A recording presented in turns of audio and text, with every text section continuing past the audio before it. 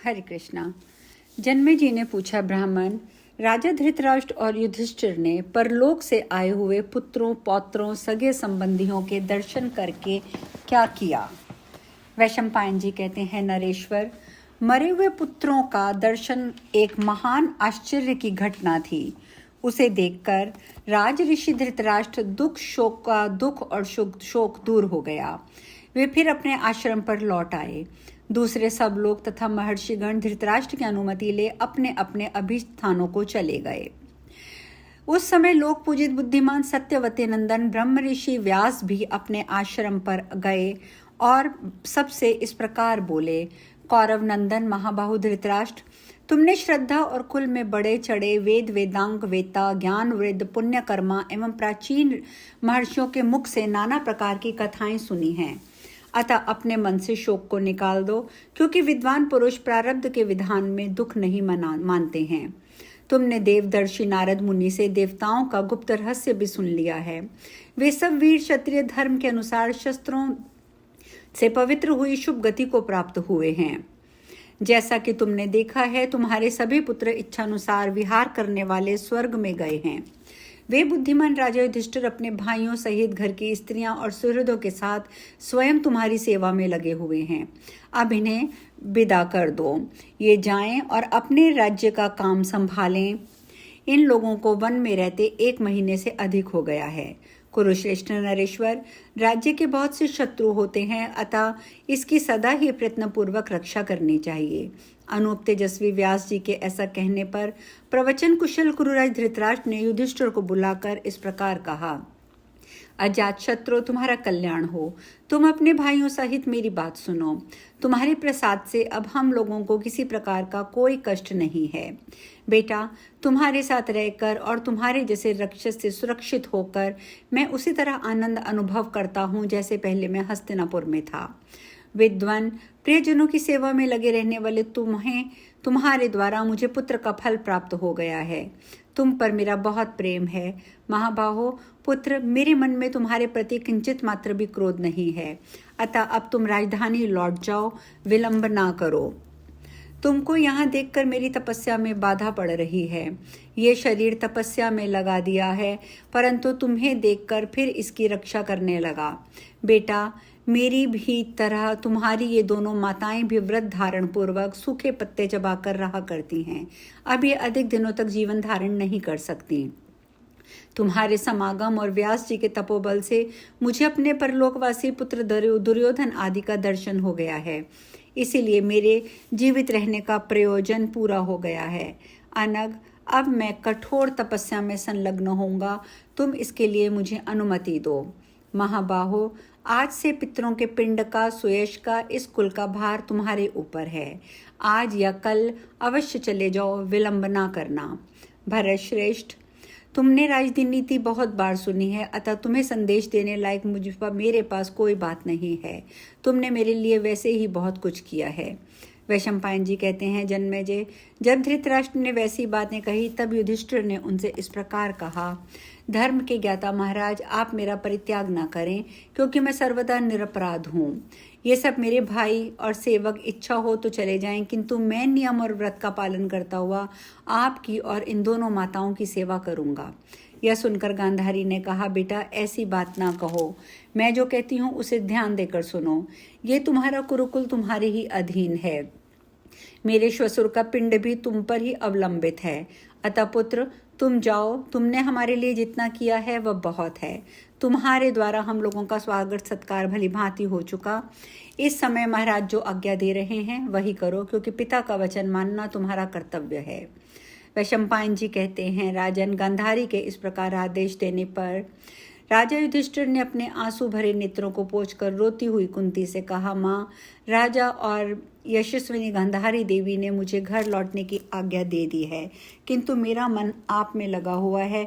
जाने का नाम सुनकर मैं दुखी हो जाता हूँ। ऐसी दशा में मैं कैसे जाऊँ? धर्मचारिणी, मैं आपकी तपस्या में विघ्न नहीं डालना चाहता, क्योंकि तप से बढ़कर कुछ नहीं है। तपस्या से परम ब्रह्म परमात्मा की प्राप्ति हो जाती है। रानी माँ, अब मेरा मन भी पहले की तरह राजकाज में नहीं लगता है। हर तरह से तपस्या करने का जी चाहता है। शुभ है, ये सारी पृथ्वी मेरे लिए सूनी हो गई है, अतः इससे मुझे प्रसन्नता नहीं होती। हमारे सगे संबंधी सभी नष्ट हो गए हैं, अब हमारे पास पहले की तरह सैन्य बल भी नहीं है। पांचालों का तो सर्वथा नरेश नाश ही हो गया है, उनकी कथा मात्र शेष रह गई है। शुभ है, मुझे कोई ऐसा दिखाई नहीं देता जो उनके वंश को चलाने वाला हो। प्राय द्रोणाचार्य ही सबको सम्रांगण में भस्म कर डाला था। जो थोड़े बहुत बच गए थे उन्हें द्रोणपुत्र अश्वत्थामा ने रात को सोते समय मार गिराया। हमारे संबंधी चेदी मत्स्य लोक के देश के लोग भी पहले जैसे देखे गए थे वैसे अब नहीं हैं। केवल भगवान कृष्ण के आश्रय से वृषनिवंशी वीरों का समुदाय अब तक सुरक्षित है। उसे ही देखकर अब मैं केवल धर्म संपादन की इच्छा से यहाँ रहना चाहता हूँ, धन के लिए नहीं। तुम हम सब लोगों को कल्याणमयी दृष्टि से देखो, क्योंकि तुम्हारा दर्शन हम लोगों के लिए दुर्लभ हो जाएगा, कारण कि राजा धृतराष्ट्र अब बड़ी कठोर और असह्य तपस्या आरंभ करेंगे। यह सुनकर योद्धाओं के स्वामी महाबाहु सहदेव अपने दोनों नेत्रों में आंसू भरकर युधिष्ठिर महाराज से इस प्रकार बोले, भरतश्रेष्ठ, मुझ में भी माता जी को छोड़ के जाने का साहस नहीं है। प्रभु, आप शीघ्र लौट जाएं, मैं यहीं रहकर तपस्या करूंगा और तप के द्वारा अपने शरीर को सुखा डालूंगा। मैं यहाँ महाराज और इन दोनों माताओं की चरणों की सेवा में अनुरक्त रहूंगा। यह सुनकर कुंती ने महाबाहु सहदेव को छाती से लगा लिया और कहा, बेटा ऐसा ना कहो, तुम मेरी बात मानो और चले जाओ। पुत्रों, तुम्हारे मार्ग कल्याणकारी हो और तुम सदा स्वस्थ रहो। तुम लोगों के रहने से हम लोगों की तपस्या में विघ्न पड़ेगा। मैं तुम्हारे स्नेपाश में बंद कर उत्तम तपस्या से गिर जाऊंगी, अतः सामर्थ्यशाली पुत्र चले जाओ, अब हम लोगों की आयु बहुत थोड़ी रह गई है। राजेंद्र, इस तरह अनेक प्रकार की बातें कहकर कुंती देवी ने सहदेव और राजा युधिष्ठिर के मन को धीरज बंधाया। माता और धृतराष्ट्र की आज्ञा पाकर कुरुश्रेष्ठ पांडवों ने कुरुकुल तिलक धृतराष्ट्र को प्रणाम किया और उनसे विदा लेकर इस प्रकार कहा। युधिष्ठिर बोले, महाराज, आपके आशीर्वाद से जन आनंदित होकर हम लोग कुशल पूर्वक राजधानी लौट जाएंगे। राजन, इसके लिए आप हमें आज्ञा दें। आपकी आज्ञा पाकर हम पाप रहित होकर यहाँ से यात्रा करेंगे। महात्मा धर्मराज के ऐसा कहने पर राज ऋषि धृतराष्ट्र ने कुरुनंदन युधिष्ठिर को अभिनंदन करके उन्हें जाने की आज्ञा दे दी। इसके बाद राजा धृतराष्ट्र ने बलवानों में श्रेष्ठ भीमसेन को सांत्वना दी। बुद्धिमान और पराक्रमी भीमसेन ने भी उनकी बातों को यथार्थ रूप से ग्रहण किया, हृदय से स्वीकार किया। तदंतर धृतराष्ट्र ने अर्जुन और पुरुष प्रवर नकुल सहदेव को छाती से लगाकर उनका अभिनंदन करके विदा किया। इसके बाद उन पांडवों ने गांधारी माता के चरणों में प्रणाम करके उनकी आज्ञा ली। फिर माता कुंती को के हृदय से लगकर उनका माथा सूंघा। जैसे बछड़े अपनी माता का दूध पीने से रोके जाने पर बार बार उसकी ओर देखते हुए चारों ओर चक्कर लगाते हैं, उसी प्रकार पांडवों ने राजा और माता की ओर बार बार देखते हुए उन नरेश की परिक्रमा की। द्रौपदी आदि समस्त कौरववासी स्त्रियों ने अपने श्वशुर को न्यायपूर्वक प्रणाम किया। फिर दोनों सासुओं के गले लग के आशीर्वाद लिया और जाने की अनुमति ली। तदंतर सारथी ने रथ जोतो की पुकार मचाई। फिर ऊँटों के चिंघाड़ने और घोड़ों के हिनहिनाने की आवाज हुई। इसके बाद अपने घर की स्त्रियां, भाइयों और सैनिकों के साथ राजा युधिष्ठिर पुनः हस्तिनापुर नगर को लौट आए। इस प्रकार श्री महाभारत आश्रम वासिक पर्व के अंतर्गत पुत्र दर्शन पर्व में युधिष्ठिर का प्रत्यागमन विषयक 36वां अध्याय पूर्ण हुआ। वैशंपायन जी कहते हैं, जन्मेजय पांडवों को तपोवन से आए जब 2 वर्ष व्यतीत हो गए, तब एक दिन देवर्षि नारद देवेच्छा से घूमते घामते राजा युधिष्ठिर के यहाँ आए। महाबाहु कुरुराज युधिष्ठिर ने नारद जी की पूजा करके उन्हें आसन पर बिठाया। जब वे आसन पर बैठकर थोड़ी देर विश्राम कर चुके, तब वक्ताओं में श्रेष्ठ युधिष्ठिर ने उनसे इस प्रकार पूछा, भगवान, इधर दीर्घ काल से मैं आपकी उपस्थिति यहाँ तक नहीं देखता हूँ। ब्राह्मण कुशल तो है ना, अथवा आपको शुभ की प्राप्ति तो है ना? इस समय आपने किन किन देशों का निरीक्षण किया है, बताइए। नारद जी ने कहा, नरेश्वर, बहुत दिन पहले मैंने तुम्हें देखा था, इसीलिए मैं तपोवन से सीधे यहाँ चला आ रहा हूँ। रास्ते में मैंने बहुत से तीर्थों और गंगा जी के भी दर्शन किए। युधिष्ठिर बोले, भगवान, गंगा के किनारे रहने वाले मनुष्य मेरे पास आकर कहा करते हैं कि महामनस्वी राजा धृतराष्ट्र इन दिनों कठोर तपस्या में लगे हैं। क्या आपने उन्हें देखा? वहां वे कुशल तो हैं? गांधारी जी, कुंती और सूत पुत्र संजय भी कुशल तो हैं ना? नारद जी ने कहा, महाराज, मैंने उस तपोवन में जो कुछ देखा और सुना वह मैं तुम्हें बताता हूँ। कुरुकुल का आनंदित करने वाले नरेश, जब तुम लोग वन से लौट आए तब तुम्हारे बुद्धिमान ताऊ राजा धृतराष्ट्र, गांधारी बहू कुंती, सूत संजय, अग्निहोत्र और पुरोहित के साथ कुरुक्षेत्र से गंगा द्वार को चले गए। वहां जाकर तपस्या के धनी तुम्हारे ताऊ ने कठोर तपस्या आरंभ की। वे मुंह में पत्थर का टुकड़ा रखकर वायु का आहार करते और मौन रहते थे। उस वन में जितने ऋषि रहते थे वे लोग उनका विशेष सम्मान करने लगे। महातपस्वी धृतराष्ट्र के शरीर पर चमड़े से ढकी हुई हड्डियों का ढांचा मात्र रह गया था। इस अवस्था में उन्होंने 6 महीने व्यतीत किए। भारत, गांधारी केवल जल पीकर रहने लगी। कुंती देवी ने 1 महीने का उपवास करके उसके बाद दिन में 1 बार भोजन करती और संजय छठे समय अर्थात 2 दिन का उपवास करके तीसरे दिन संध्या को आहार ग्रहण करते। राजा धृतराष्ट्र उस वन में कभी दिखाई देते और कभी अदृश्य हो जाते। यज्ञ कराने वाले ब्राह्मण वहां उनके द्वारा स्थापित की हुई अग्नि में विधिवत हवन करते रहते थे। अब राजा का कोई निश्चित स्थान नहीं रह गया था। वे वन में सब और विचरते रहते थे। गांधारी और कुंती, ये दोनों देवियां साथ साथ रहकर राजा के पीछे पीछे लगी रहती थी। संजय भी उन्हीं का अनुसरण करते थे। ऊंची नीची भूमि आ जाने पर संजय ही धृतराष्ट्र को चलाते थे और अनिनंदिता सती साध्वी कुंती गांधारी के लिए नेत्र बनी हुई थी। तदंतर एक दिन की बात है, बुद्धिमान नृपश्रेष्ठ धृतराष्ट्र ने गंगा के कछार में जाकर उनके गले में डुबकी से लगाई, उनके जल में डुबकी से लगाई और स्नान के पश्चात वे आश्रम को चल पड़े। इतने में वहां बड़े जोर की हवा चली, जिससे वह वन में बड़ी भारी दावा अग्नि प्रज्वलित हो उठी। उसके चारों ओर से उसके सारे वन को जलाना आरंभ कर दिया। सब और मृगों के झुंड और सर्प दग्ध हो गए। वनैले सुअर भाग भागकर जलाशयों की शरण करने लेने लगे। राजन, सारा वन आग से घिर गया और उन लोगों पर बड़ा भारी संकट आ गया। उपवास करने से प्राण शक्ति क्षीण हो जाने के कारण राजा धृतराष्ट्र वहां से भागने में असमर्थ थे। तुम्हारी दोनों माताएं भी दुर्बल हो गई थी, अतः वह भी भागने में असमर्थ थीं। तदंतर विजय पुरुषों ने राजा धृतराष्ट्र ने उस अग्नि को निकट आती जान सूत संजय से इस प्रकार कहा, संजय, तुम किसी ऐसे स्थान में भाग जाओ जहां ये दावाग्नि तुम्हें कदापि न जला सके। हम लोग अब यहीं अपने आप को अग्नि में होम करके परम गति प्राप्त करेंगे। तब वक्ताओं में श्रेष्ठ संजय ने अत्यंत उद्विग्न होकर कहा, राजन, इस लौकिक अग्नि से आपकी मृत्यु होना ठीक नहीं है। आपके शरीर का दाह संस्कार तो आवाहनीय अग्नि में होना चाहिए, किंतु इस समय इस दावानल से छुटकारा पाने का कोई उपाय मुझे दिखाई नहीं देता। अतः इसके लिए क्या करना चाहिए, ये बताने की कृपा करें। संजय के ऐसा कहने पर राजा ने कहा, संजय, हम लोग स्वयं गृहस्थाश्रम का परित्याग करके चले आए हैं, अतः हमारे लिए इस तरीके की मृत्यु अनिष्टकारक नहीं हो सकती। जल, अग्नि और वायु के संयोग से अथवा उपवास करके प्राण त्यागना तपस्वियों के लिए प्रशंसनीय माना गया है। इसीलिए तुम शीघ्र यहाँ से चले जाओ, विलंब ना करो। संजय से ऐसा कहके राजा धृतराष्ट्र ने मन को एकाग्र किया और गांधारी देवी और कुंती देवी के साथ वे पूर्वाभिमुखी होकर बैठ गए। उन्हें इस अवस्था में देख मेधावी संजय ने उनकी परिक्रमा की और कहा, महाराज, अब अपने को योग युक्त कीजिए। महर्षि व्यास के पुत्र मनीषी राजा धृतराष्ट्र ने संजय की वह बात मान ली। वे इंद्रिय समुदाय को रोककर काष्ठ की भांति निश्चेष्ट हो गए। इसके बाद महाभाग गांधारी, तुम्हारी माता कुंती और तुम्हारे ताऊ राजा धृतराष्ट्र, ये तीनों ही दावाग्नि में जलकर भस्म हो गए, परंतु महात्मय संजय उस दावाग्नि से जीवित बच गए।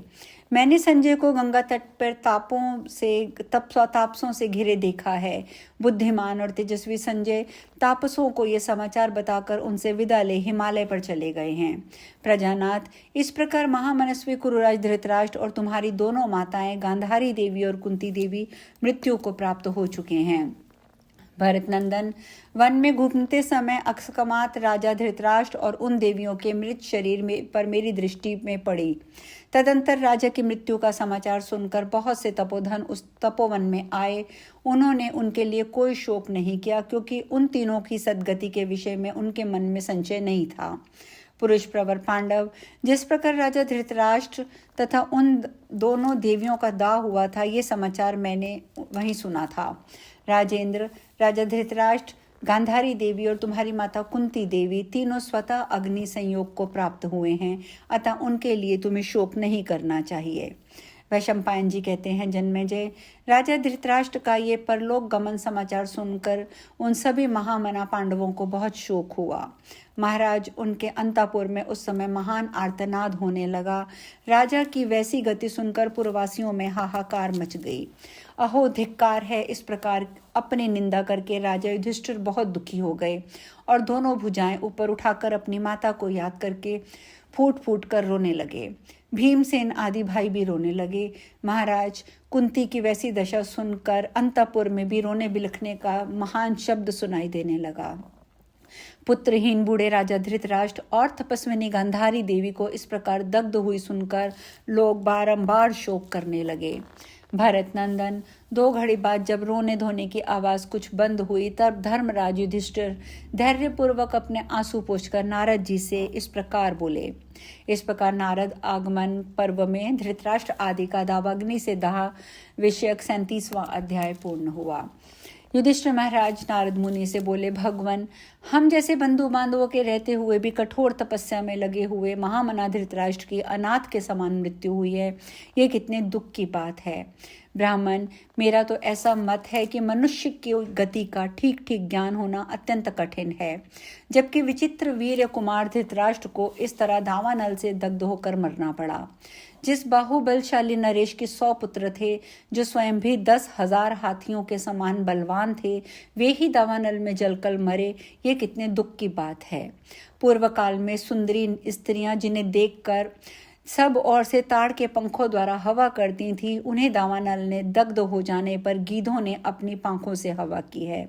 जो बहुमूल्य शैया पर सोते थे, जिन्हें सूत और मागधों के समुदाय मधुर गीतों से जगाया करते थे, वे ही महाराज मुझ पापी की करतूतों से पृथ्वी पर सो रहे हैं। मुझे पुत्रहीना यशस्विनी गांधारी के लिए उतना शोक नहीं है, क्योंकि वह पतिव्रत्य धर्म का पालन करती हैं, अतः पतिलोक में चली गई हैं।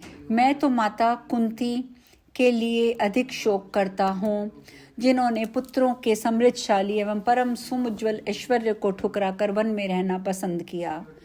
हमारे इस राज्य को धिक्कार है, बल और पराक्रम को धिक्कार है, तथा क्षत्रिय धर्म को धिक्कार है, जिससे आज हम लोग मृत्यु तुल्य जीवन बिता रहे हैं। विप्र प्रवर, काल की गति अत्यंत सूक्ष्म है, जिससे प्रेरित होकर माता कुंती ने राज्य त्याग कर वन में रहना ठीक समझा। युधिष्ठिर, भीमसेन और अर्जुन की माता अनाथ की भांति कैसे जल गईं, मैं ये सोचकर मोहित हो जाता हूँ। सव्यसाची अर्जुन ने जो खांडव वन में अग्निदेव को तृप्त किया था, वह व्यर्थ हो गया। वे उस उपकार को याद न रखने के कारण कृतज्ञ हो गए, ऐसी मेरी धारणा है।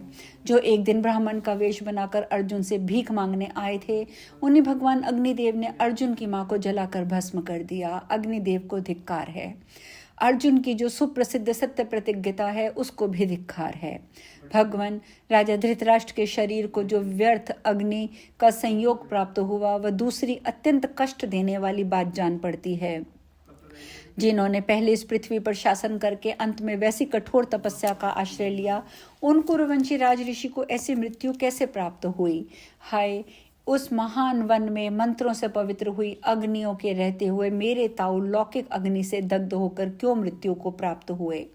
मैं तो समझता हूँ अत्यंत दुर्बल हो जाने के कारण उनके शरीर में फैली हुई नस नाड़ियां तक स्पष्ट दिखाई देती थी।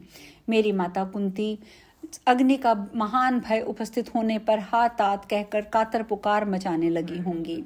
भीमसेन, इस भय से मुझे बचाओ, ऐसा कहकर चारों ओर चीखते चिल्लाती हुई मेरी माता को दावानल ने जलाकर भस्म कर दिया।